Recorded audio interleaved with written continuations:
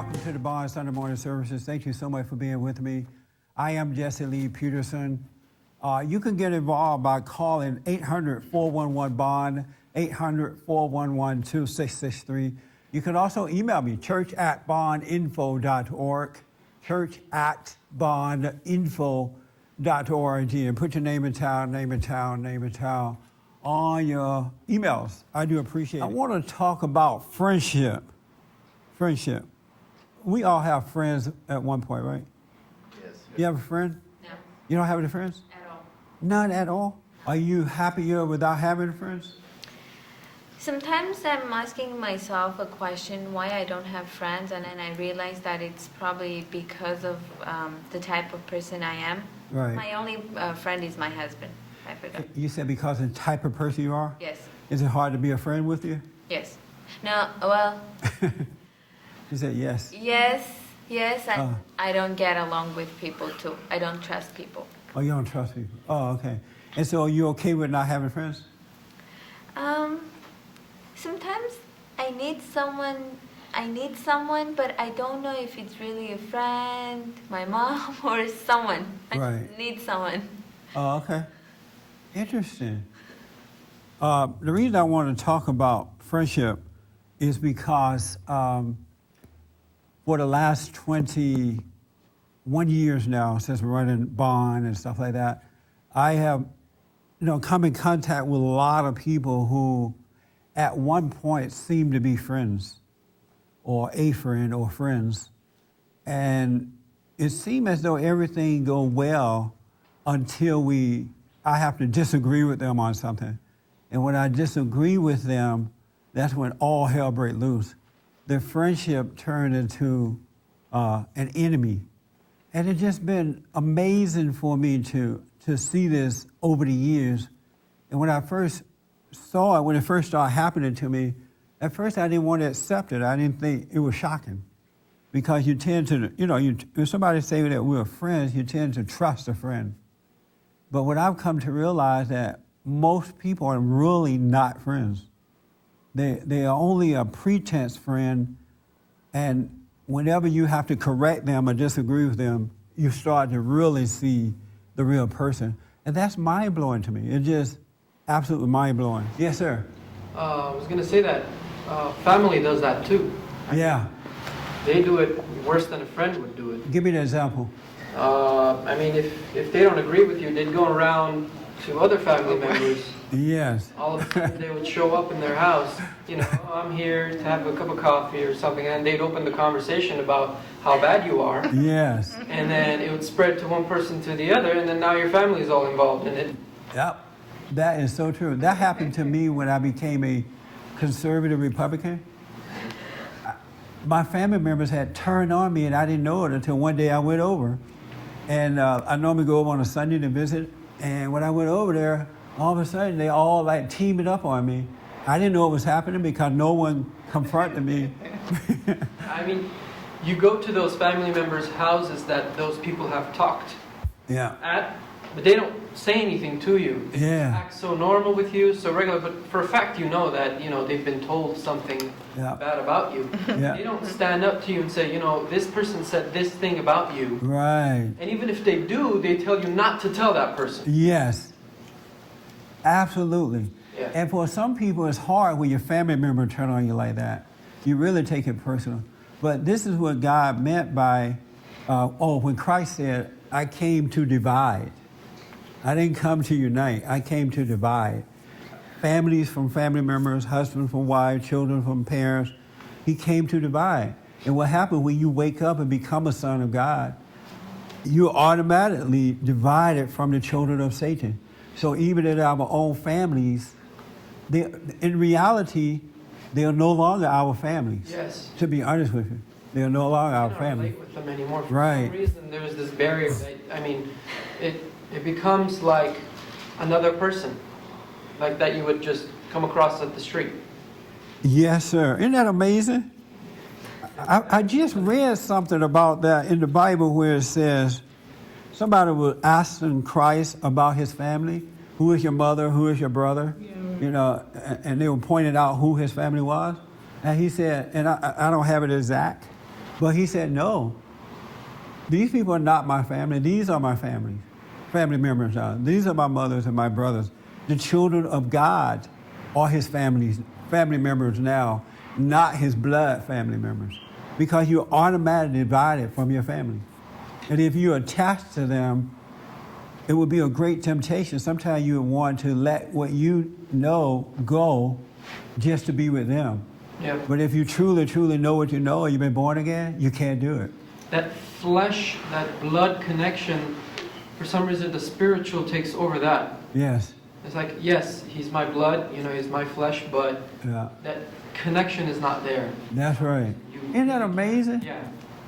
You just And- can't for some reason. You just can't. You would like to. Sometimes you say to yourself, I would like to, hurts. be, yeah, it does. For a while, it real hurts because you're losing your family. Yep. But you're gaining more. But it's interesting how your family members are no longer your family. Because right now they're pushing family. Oh, family is everything. You got to be family. But if they're not children of God, if they're not really born again, they're not family anymore. And you don't make that happen. It happens on its own. Yeah. You don't make it happen. Isn't that amazing? It is. Are you going through that now? Yes. You going? And how? What does it feel like to be going through that? Well,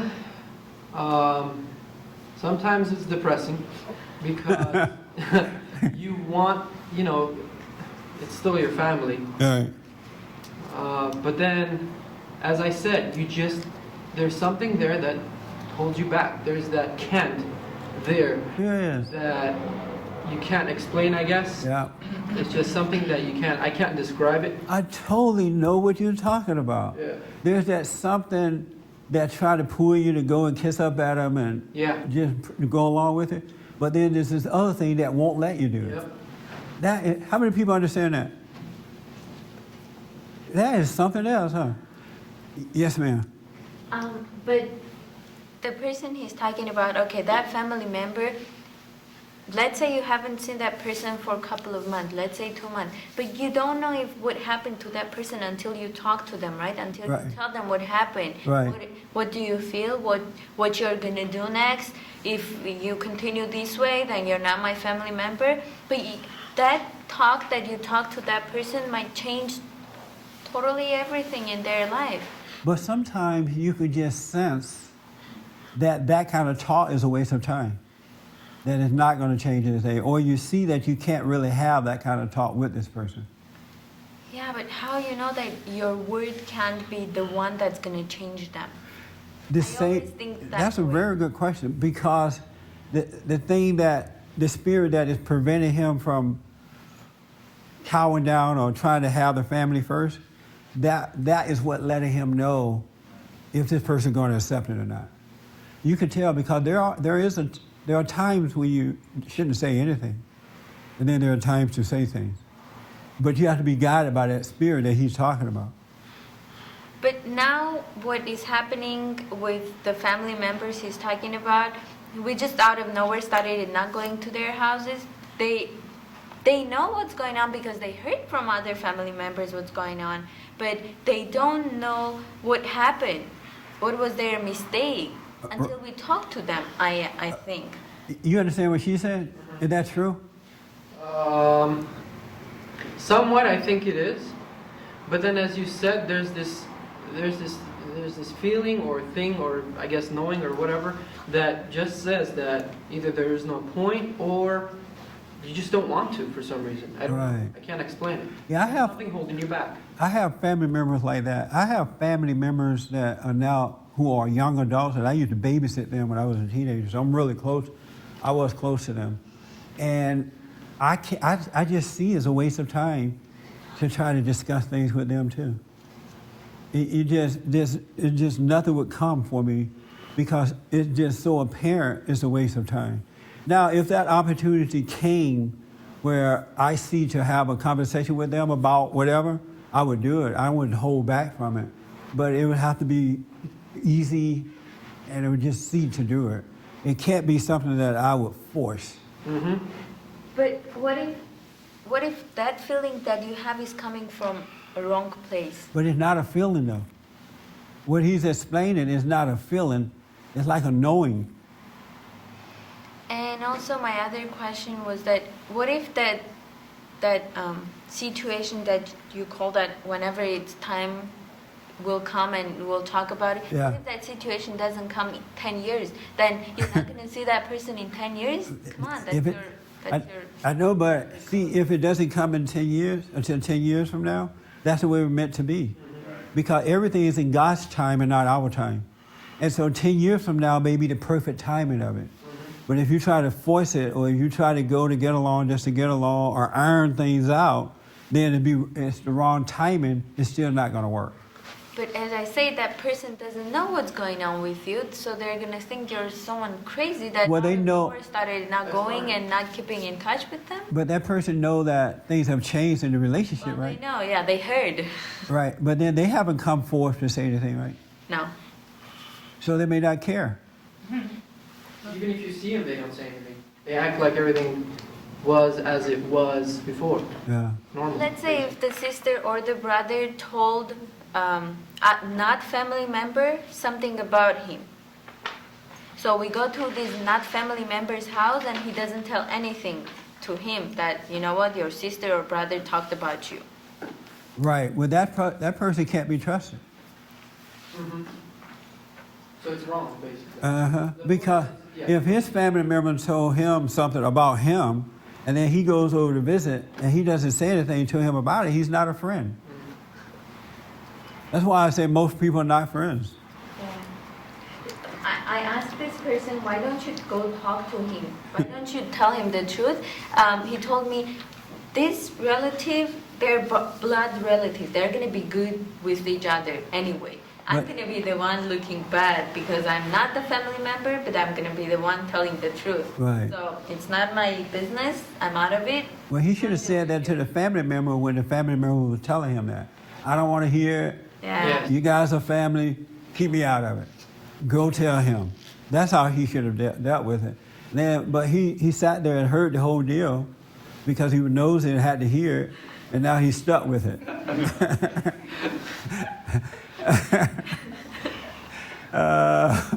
That's what's going on. Yeah, well, You see that now? Yeah. No, he could have easily told the family member, I don't want to hear it then. yeah. I always remind him about go talk to this person because they don't know what's going on with you. Right. And when he tells me, "Oh, I don't feel this is the right time to go," I think that is coming from somewhere else. Not good. Yeah. Somewhere else Right. Coming from somewhere else with him or you? with him. Oh. He says, "I don't feel this is the good time." And when he says, I don't feel this the right time, you say this is coming from somewhere else? Like Yeah, it's coming from. I told him either you're scared or there is something that you don't Oh. understand because you don't want to face this because it's gonna be hard to talk to these people. Why can't you take his word at it though? Because this person is really close to him. But still, you can take his word. And if the person is really close, they would go to him. He's the one got the information from his family member. You know what I mean? But I'm glad he doesn't listen to his wife. I hear Eve telling Adam, no, go now. You're not coming from the right place, Adam.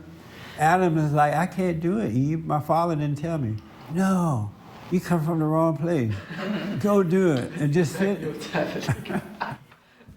It's setting Adam up to really feel bad about himself. I don't know from where I understand what you're saying right now. Yes. I still have that thought that, but this person doesn't know what's going on The with person's really a friend, and your husband and the friend have not come together lately. He would come to your husband and tell him about it. Or God would give him the right moment to deal with it. Maybe the friend need to go through what he's going through to learn about himself. Maybe he needs to see how he call himself friend, and yet he's keeping a secret from his friend and won't even say anything about it to resolve it. You see, maybe there is something, but if you push Adam to go and deal with it before time, you're going to mess up the whole thing. You may stop the growth of the other friend.